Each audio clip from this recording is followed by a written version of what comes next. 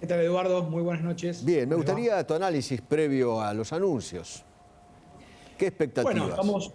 estamos a minutos. Estaba viendo lo que marcaba Willy recién. La agenda que hay, de lo que hay que hacer ya se sabe.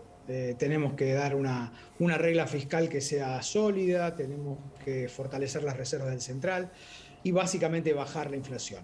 La pregunta es cómo hacerlo y en qué magnitud y cuál es la secuencia. Eso es lo que vamos a empezar a conocer dentro de algunos minutos, y creo que a partir de mañana el veredicto de los mercados va a empezar a marcar si efectivamente lo que Sergio Massa plantee en un rato más es suficiente o es necesario profundizar aún más. A mi juicio, y eso es una opinión muy personal, yo creo que la Argentina hoy requiere de medidas profundas, que sean bien explicadas y sobre todo que se puedan implementar, que la política esté detrás de las medidas. No puede haber una buena economía sin una buena política. Bueno, hay un político ahora al frente del Ministerio de Economía, no hay un economista, ¿no?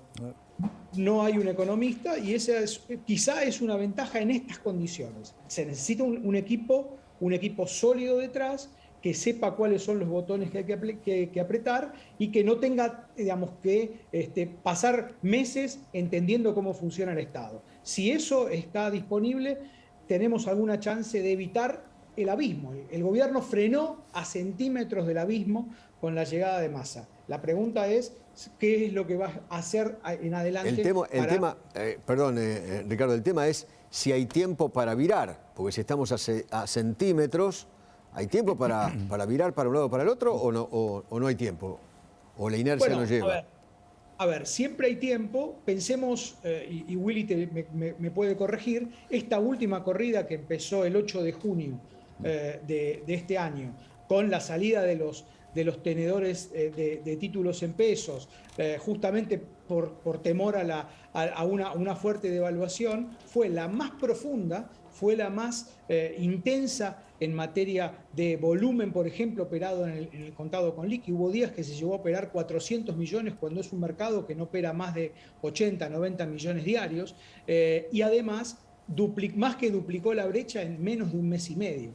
Esas son las condiciones objetivas que, además de las que vos planteabas antes, recibe Sergio Massa la economía hoy.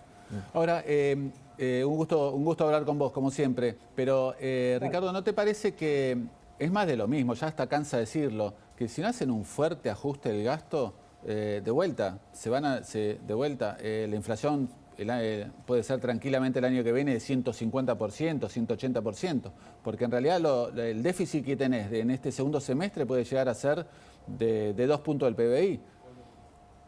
Si venís creciendo, Willy, a una velocidad de crecimiento del gasto primario superior al 12-13%, como lo venías haciendo hasta ahora, evidentemente vas a terminar en una situación muy compleja, porque el mercado de pesos, la demanda de pesos ya no existe. Literalmente ya no existe.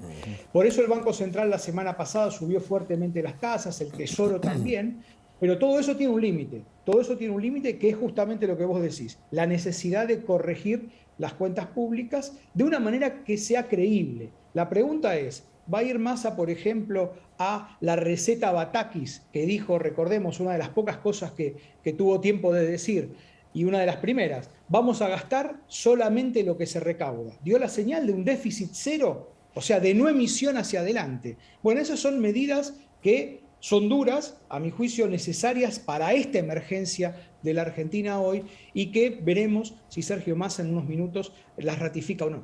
No sé si coincide conmigo, pero a mí me da la sensación que hay que cerrar dos grandes grifos. Uno, el del gasto público, y otro grifo, el de la emisión monetaria, ¿no? El de la maquinita, a pagar. Punto. Van de la mano, Eduardo, van de las dos de la mano. Claramente, si vos das la señal de que vas a ir a un déficit cero o cercano a cero, que es más de lo que te pide el fondo, digámoslo con todas las letras, y que implica una caída del gasto real en esta segunda parte del año, bueno, claramente vas a tener menos pesos circulando, además de una tasa de interés más alta que debería mantener la estabilidad en los mercados financieros y de esa manera empezar a desinflar la inflación.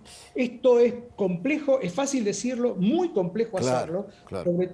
sobre todo en una coalición de gobierno que hoy, hasta ahora, se muestra muy disfuncional para poder hacer cambios relativamente importantes. Totalmente. Gracias, Ricardo. Muchísimas gracias.